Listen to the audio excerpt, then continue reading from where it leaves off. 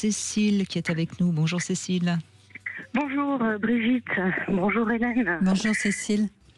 Je suis ravie de pouvoir un peu vous raconter mon histoire quelque part au niveau d'un besoin. On parlait des besoins de la pyramide de Maslow. En termes de besoin d'être entendu. Et moi, mon parcours a démarré à 25 ans par une psychanalyse. J'avais 25 ans à l'époque. Donc vous n'alliez certainement pas très bien, j'imagine? Non, je n'allais pas très bien. Je n'allais pas très mal non plus, en fait. C'est ça qui est un peu particulier. J'avais pas le sentiment d'aller mal, mais ayant eu des problèmes de santé très importants depuis la naissance, j'ai vécu on va appeler ça la maltraitance gynécologique, et c'est ce qui m'a amenée à consulter. Mais j'en étais pas consciente à l'époque, bien sûr. Et de psychanalyste en psychologue, puisque j'ai pas pu poursuivre la psychanalyse pour des raisons professionnelles, j'ai dû quitter cette psychanalyse qui était très intéressante. Et je n'ai jamais retrouvé de psychanalyse. En fait, j'ai eu beaucoup de mal à faire quelque part le deuil de cette personne, parce que j'étais très en confiance avec elle. Voilà. Et donc j'ai poursuivi par des thérapies diverses et variées, des psychologues, des approches multiples qui avaient une légitimité ou pas. Il y avait des choses aussi dans le milieu alternatif que j'ai trouvé qui m'ont aidé sur le coup, mais aussi qui ont été destructrices, parce que je pense que ce qui est important pour un thérapeute, quel qu'il soit, c'est que lui-même sache où il en est pour pouvoir accompagner et être efficient. Oui, ce que vous dites est très important. Et c'est vrai que sur des thérapies qui sont des thérapies un petit peu inventives, on va dire, pour trouver un terme pas trop négatif, ce sont souvent des personnes qui n'ont pas fait un réel travail personnel et qui donc vont avoir tendance à vouloir donner ce qu'elles ont elles-mêmes découvert pour aller mieux. Mais sauf que c'est pas toujours efficace. Oui, vous avez complètement raison de signaler ça. Je crois que quel que soit le thérapeute, quelle que soit la thérapie qu'il propose, le minimum qu'on peut demander à un thérapeute, c'est d'avoir fait, l'expression travail sur soi me plaît pas trop, mais j'en ai pas trouvé d'autres, mais d'être au clair avec lui-même. On le voit d'ailleurs avec l'auditrice précédente qui dit je vais être médiatrice, et avant d'être médiatrice, je vais moi réfléchir à ma propre vie pour être au clair avec ce que je vais faire comme métier. Donc vous avez raison, c'est primordial. C'est pas suffisant, mais c'est le minimum nécessaire, c'est-à-dire d'avoir fait ce travail sur soi, et ensuite d'avoir quand même une théorie solide sur laquelle il va s'appuyer, et le cadre solide sur lequel il va encadrer les patients. Ça, c'est primordial. Exactement, et c'est ce qui m'amène à rebondir sur mon histoire. En fait, c'est que pendant 25 ans, j'ai rencontré donc divers courants, et avec divers, alors je vais pas dire diagnostic, mais points de vue ou accompagnement, jusqu'au mois de janvier de cette année.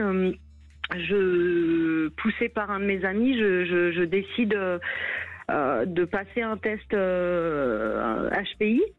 Avec un psychologue formé pour cela, et là le résultat a été criant, et de vérité, comme vous disiez précédemment. C'est ça en fait, et qu'on a chacun une vérité, et qu'il n'y a pas une vérité commune, et que pour moi cette vérité, ça a été que finalement tout ce que j'avais, toutes les multiplicités vers lesquelles j'étais allée n'étaient pas adaptées en fait à mon fonctionnement cognitif, et du coup cette professionnelle a pu m'orienter vers une thérapie comportementale et cognitive, avec un outil qui s'appelle l'ICV, l'inclusion des cycles de vie, qui s'apparenterait, on va dire, à l'EMDR, et qui est super adapté pour moi. Et ça change tout. Ça change tout. Et c'est pour ça que je voulais témoigner aujourd'hui, parce que je pense que je ne suis pas la seule, sans parler d'HPI, hein, mais c'est de dire que je sais qu'on peut galérer à trouver, non pas la bonne personne, mais le bon outil. Voilà. Oui, vous avez raison, hein, c'est indispensable, comme on le disait en introduction, hein, comme le disait Brigitte, c'est indispensable de trouver la bonne thérapie pour soi. Je voudrais juste préciser pour les personnes qui nous écoutent que être HPI n'empêche pas de faire une psychanalyse. Hein. En revanche, il faut trouver ce que moi j'ai appelé dans un livre précédent, il faut trouver un zébrologue, c'est-à-dire un psychanalyste qui lui-même ou elle-même est HPI pour arriver à accompagner la personne de façon correcte, pour comprendre la différence entre ce qui relève de la haute potentialité intellectuelle et ce qui relève d'une enfance difficile ou compliquée. Mais Exactement. Être HPI n'interdit pas une psychanalyse, hein, pas du tout. Hein. Non, au contraire même, je crois. Enfin, en tout cas, en ce qui me concerne. Mais c'est exactement ça, parce que vous venez de décrire et de dissocier, c'est ce qui est de l'ordre des traumatismes et ce qui est de l'ordre du fonctionnement intrinsèque. Et quand on n'a pas quelqu'un en face qui est formé à ça, ça fait des dégâts. Voilà. Oui, ça fait des dégâts, ça fait de la perte de temps. Un conseil que je peux donner, alors c'est un conseil, hein, donc ça vaut ce que ça vaut, et c'est pas toujours facile, mais vraiment quand on fait une thérapie, quelle que soit la personne, il faut qu'à un moment donné, ça fasse oui en nous, et c'est pas parce que le thérapeute, quel qu'il soit, aussi brillant soit-il, vous dit vous avez réagi comme ça parce qu'il vous est arrivé ça. Si ça fait pas oui en nous, eh ben c'est que c'est pas bon, et puis c'est tout. Et je crois que ça c'est vraiment quelque chose qui est important. Moi Hélène Vécali, moi je l'entends quand je dis quelque chose à un auditeur, si tout d'un coup sa voix change ou s'il y a quelque chose qui se passe, je me dis bon, ok, je me suis pas trop trompée, mais j'ai pas la prétention de dire, d'avoir la vérité, quoi. C'est le patient qui a sa vérité. Exactement, et je pense que vous touchez là un point essentiel qui est: que dit votre corps face à un thérapeute, et que dit votre corps quand le thérapeute vous parle. Puis j'ajouterais une précaution supplémentaire à laquelle on ne pense pas forcément, c'est-à-dire que lorsqu'on va rencontrer un thérapeute, eh bien, ça demande tellement de courage, ça demande une telle énergie que très souvent on arrive, quel que soit ce qu'on perçoit dans la salle d'attente ou face à ce thérapeute, on commence à parler, à raconter sa vie, à dire voilà, je viens pour ci, je viens pour ça, parce qu'on se dit bon allez, je me jette à l'eau.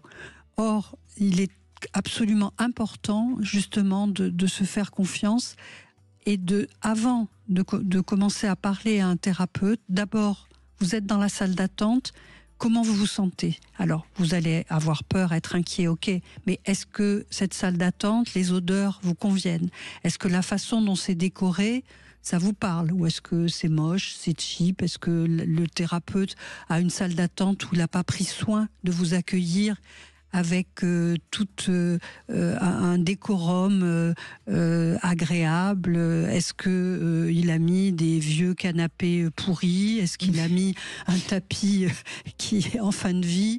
Est-ce qu'il a mis sur la table de la table de la salle d'attente des revues complètement improbables qui datent de la guerre de 14 ou qui sont complètement inadaptées à la situation, avec des journaux People, des journaux, enfin tout ça c'est important, ça veut dire beaucoup du thérapeute qui est censé vous accueillir.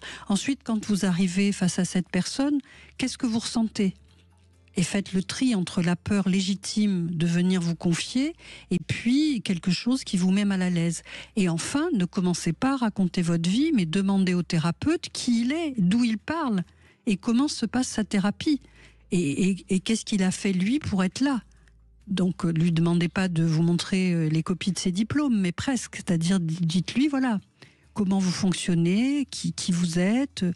Par exemple, moi, j'ai le souvenir d'avoir eu en psychanalyse des patients qui venaient d'autres psys et à qui je disais, votre psy précédent, est-ce qu'il était freudien, lacanien, jungien? Et il me répondait, j'en sais rien.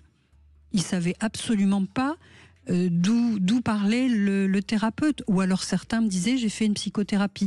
Qu'est-ce que c'était comme psychothérapie? Je ne sais pas. Est-ce que c'était une psychanalyse? Est-ce que c'était une thérapie comportementale? Ils ne savaient pas.